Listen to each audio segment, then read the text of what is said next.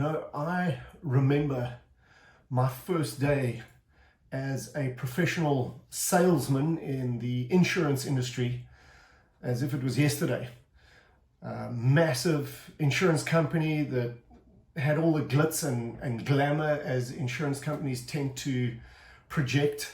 I was young, 23 years old, and got welcomed into the branch along with a whole bunch of other recruits, and we were shown the good things about the life insurance industry. We were told all about the vast amounts of money we could make and how easy selling was.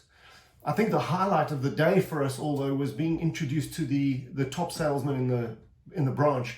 This person was not just the top salesperson in the branch, but they had been one of the top salespeople in the country for several decades.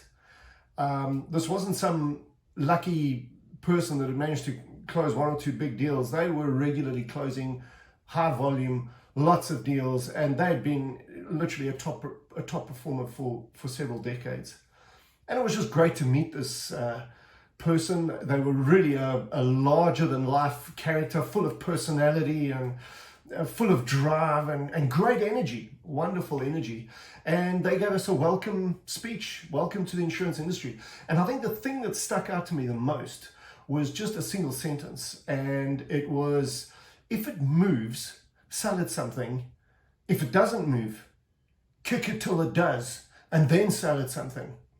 And people jumped out of their seats, and there was just rapturous applause, and everybody was just so excited by this sales game that we'd enjoyed. It was the early 90s, and closing techniques were the order of the day. There was books and videos and training on them all the time. I would suggest that it didn't amount to much more than bullying, intimidation and manipulation tactics, if I'm going to be perfectly honest. And there just seemed to be very, very little respect for the clients. It was all about making money and kicking it till it moved and then closing at something. If a client ever said no, then they were really branded as stupid. They were the ones who had the problem if they couldn't see that this this policy was what they should take.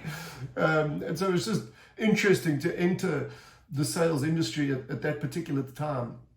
Over the next couple of decades after that, of the team that existed back in the day, there were one or two folk that went on to build very, very successful practices. There are one or two that are still in the industry to this day, that were colleagues of mine back then. What is interesting, though, is of that initial group, there were three that were arrested for fraudulent business, just really doing silly things or dishonest things. The top producer kind of vanished from the scene at one point and never really re-entered it. It did appear that there was some questionable practices going on within his particular practice, and there were certain easy policies that were getting pushed through because they didn't require the same testing and the same underwriting as what people thought they were buying, and so they got onto the books a lot quicker and they got paid out a lot quicker. I got to a place where I had achieved fairly well in insurance. I'd won a couple of awards, etc., but I found specifically towards the end of that first decade in sales that I was continuously having to search for excuses as to why I was an insurance salesperson.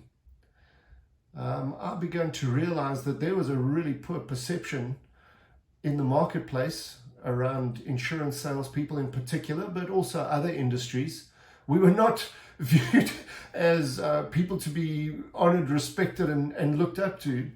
I found myself apologizing that I sold life insurance, which was just a really kind of different stance compared to that first day when we went in. I think it just became really sad to me that there was a big disconnect between success in sales, significant high sales, high volume, high margin sales, and ethics and morals. It appeared to me, in any case, that anybody who was selling really well there was always a shadow cast as to whether that business was in fact ethical or honest. And I found that incredibly sad, but it did ring true. I mean, the government eventually had to set up an oversight body to make sure that salespeople were doing best practice, and that ultimately clients were getting what they needed and paying the right price for what they needed.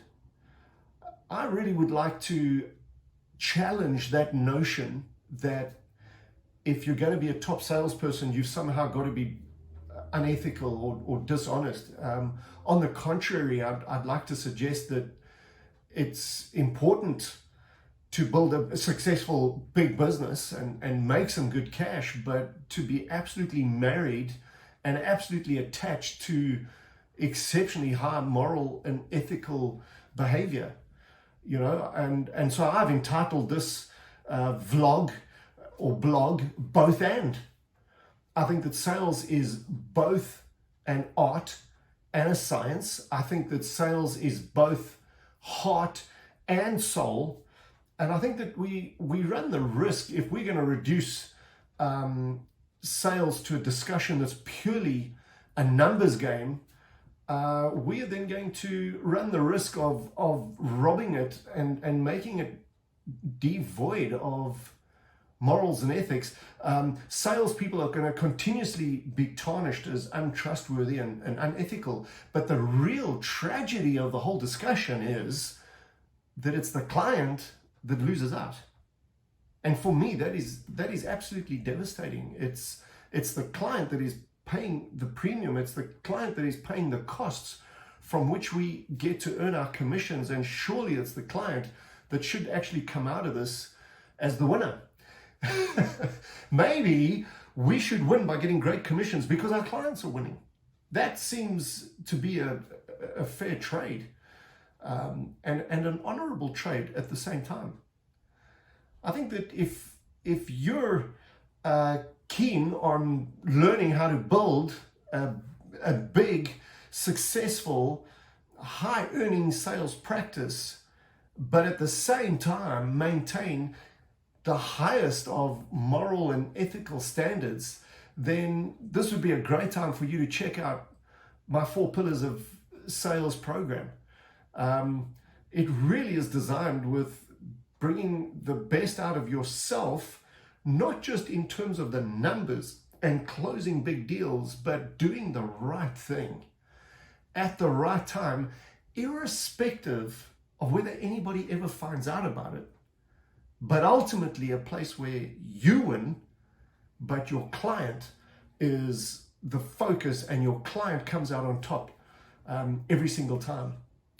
I really want to encourage you to go and check out 4pillarsofsales.com and have a look at it and get in touch and get a hold of the 4 Pillars of Sales program.